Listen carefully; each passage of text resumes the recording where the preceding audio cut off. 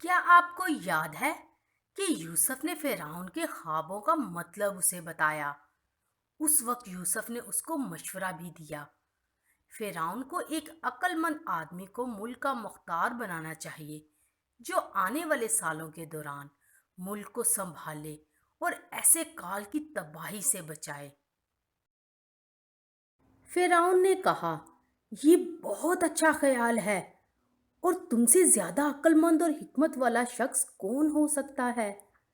میں نے پہچان لیا کہ تم میں خدا کی روح ہے، اور چونکہ خدا نے تم پر یہ سب کچھ ظاہر کیا، اس لیے اس ذمہ داری کو سنبھالنے کے لیے تم سے زیادہ اچھا شخص نہیں ہو سکتا۔ میں تمہیں اپنے محل کا مختار بناؤں گا۔ ملک کے سب لوگ تمہارے ماتحت ہوں گے، اور انہیں تمہاری ہر بات ماننی پڑے گی۔ اوہ، یہ کیا ہو رہا ہے؟ اب صاف ظاہر ہے کہ خدا یوسف کو تو نہیں بھولا۔ اتنے سالوں تک دکھ اٹھانے کے بعد یوسف مصر کے ملک کا سب سے بڑا حاکم بن گیا۔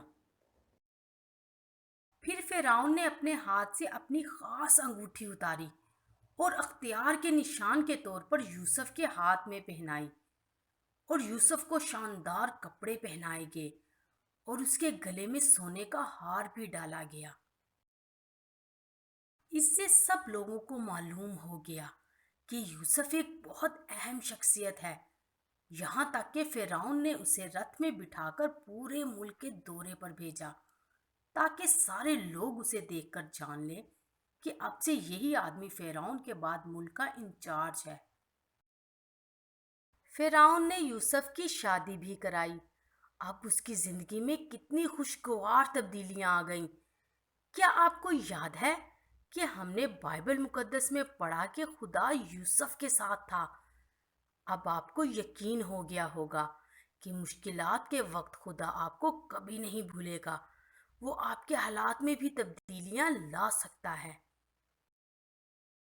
اس وقت سے یوسف بے حد مصروف ہو گیا۔ وہ ملک کے کونے کونے تک دورے پر جاتا اور ہر شہر میں اناج کا ذخیرہ کرنے کے لیے بڑے بڑے گودام بنوانے کا انتظام کرتا تھا۔ کچھ سالوں تک بڑی کثرت سے اناج کی فصلیں جمع ہو جاتی تھی، اور لوگ اپنے اناج کا ایک مقرر حصہ گودام میں رکھنے کے لیے لے آتے تھے۔ ان سالوں میں کھانا کثرت سے ملتا تھا، بالکل اسی طرح جیسا کہ خدا نے یوسف کو بتایا تھا۔ 7 سال تک ضرورت سے بہت زیادہ کھانا ملتا تھا۔ ہر شہر میں اناج سے بھرے ہوئے گودام تھے۔ آپ نے بھی دیکھ لیا ہوگا کہ خداوند ہمیشہ اپنے وعدوں کو پورا کرتا ہے۔ ان سالوں کے دوران یوسف اور اس کی بیوی کے ہاں 2 بیٹے پیدا ہوئے۔ پہلے کا نام منسی اور دوسرے کا نام افراہیم رکھا گیا۔ لیکن 7 سال کے بعد سب کچھ بدل گیا۔ اب اچھی فصلیں نہیں اگتی تھیں۔ آپ یہ دبلی گائیں دیکھیں، سخت بھوک کے 7 سال شروع ہو چکے تھے۔ بچے رو رہے تھے، ان کی مائیں بے بس تھیں۔ وہ نہیں جانتی تھی کہ کیا کریں، کیونکہ کھانے کے لیے کچھ بھی نہیں تھا، اور بچوں کے پریشان باپ سوچ رہے تھے کہ میں اپنے خاندان کی پرورش کیسے کروں۔ جب لوگ روتے ہوئے فرعون کے پاس آنے لگے تو اس نے ان سے کہا، یوسف کے پاس جاؤ، وہ تمہاری مدد کرے گا۔ پھر یوسف نے گودام کھول دیے اور لوگ اناج خریدنے کے لیے آئے۔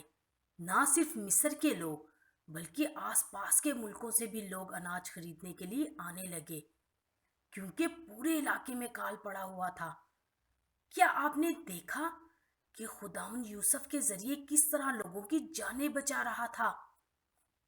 جب کبھی آپ کو مشکل وقت کا سامنا کرنا ہوتا ہے تو آپ خداوند کے پاس جا سکتے ہیں۔ وہ آپ کو ہر مسئلے سے بچا سکتا ہے، یہاں تک کہ وہ اپنے بیٹے یسوع مسیح کے ذریعے آپ کے گناہوں کا مسئلہ بھی حل کر سکتا ہے۔ اس کا شکر ہو۔